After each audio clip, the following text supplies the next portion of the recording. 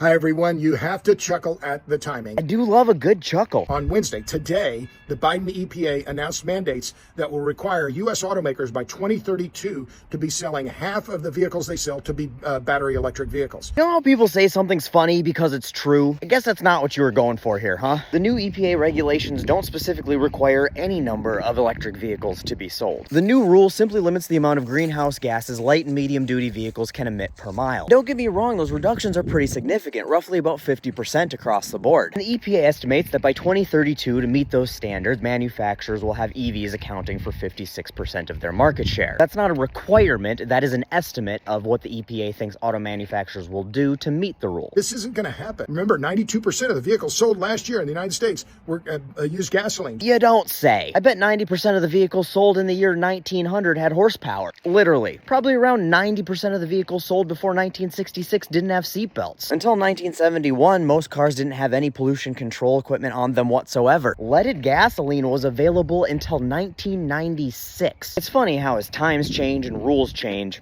cars change. Now, it may sound like semantics to say it's not an EV mandate, they're just making emission standards so stringent that they're forced to sell EVs. But I promise you it's not, and this notion that truck prices are going to skyrocket and manufacturers are going to be forced to sell all kinds of EVs, it's honestly just not the case, and I feel like these rules are going to be a lot less successful than the EPA hopes, not because they're unrealistic, but because auto manufacturers are really good at loopholes when it comes to this. First off, auto manufacturers lobbied really hard to make these rules less strict than they were going to be. And as a result, they're about 15% less stringent than initially proposed. But even if it wasn't as stringent, no one finds loopholes like Detroit, which is why even though every single time a new safety standard or EPA regulation comes out and the auto industry comes and says that this is going to be the end of the world as we know it, you're going to ruin the auto industry, there's no way we'll ever be able to comply, people won't buy the cars. Life has gone on in the automotive industry relatively unchanged, and every time they have faced major strife, it's usually their own fault. The emission standards and fuel economy standards of 1971 were going to be the end of the world, but had they taken them more seriously in the early 70s, they wouldn't have been caught with their pants down during the oil crisis of the late 70s. And they whined about the same things in the 90s, and they whined about the new CAFE standards in the mid-20aughts, but among all their whining, they were lobbying. And they lobbied to have it so trucks were exempt from being classified as passenger vehicles, and then they conned their customers into buying much more expensive SUVs and crew cab pickups that were exempt from the regulations rather than station wagons and family sedans. Now every fucking accountant drives his F-150 from his concrete cul-de-sac driveway to his office in a fucking strip mall. And the EPA is like, hey, no, you guys are kind of abusing this whole passenger vehicle thing,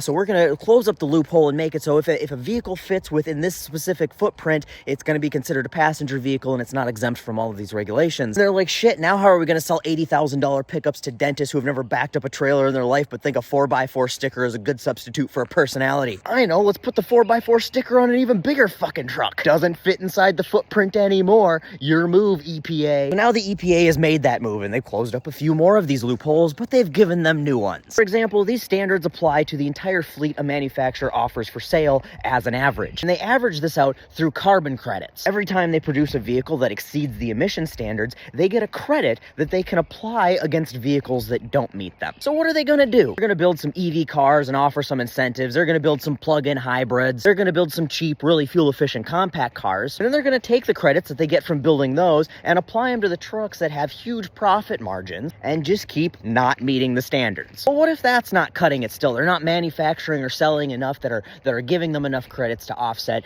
their truck cash cows. Well, then they've got another fun loophole. If they put a new technology on a vehicle that is supposed to reduce emissions, whether it works or not, they get credits for that. They put a solar panel on the roof of that Ford Lightning. It ain't actually going to do anything, but we're investing in technology and research that's going to lower emissions so we can pollute more. So you'll probably start seeing a lot more gimmicks like that. And if they're still not making enough, they'll just buy credits from companies that do, like they've been doing this whole time. Tesla's profits haven't been because they've been selling so many cars. It's come from selling carbon credits to other car companies that haven't found it worthwhile to meet emission standards. So now here's the thing. These things are super complicated, right? There's lots of rules in these policies, and auto manufacturers have armies of legal teams and accountants and lobbyists that look for every single way possible to bend these rules. And I by no means pretend to be an expert on how these specific rules will end up playing out. Will it force auto manufacturers to have 56% EV market share by 2032? I doubt it, but I don't know. But even if these new rules are as bad as the auto companies are crying about how it's going to be, and it's really going to make it that much harder for them to do business,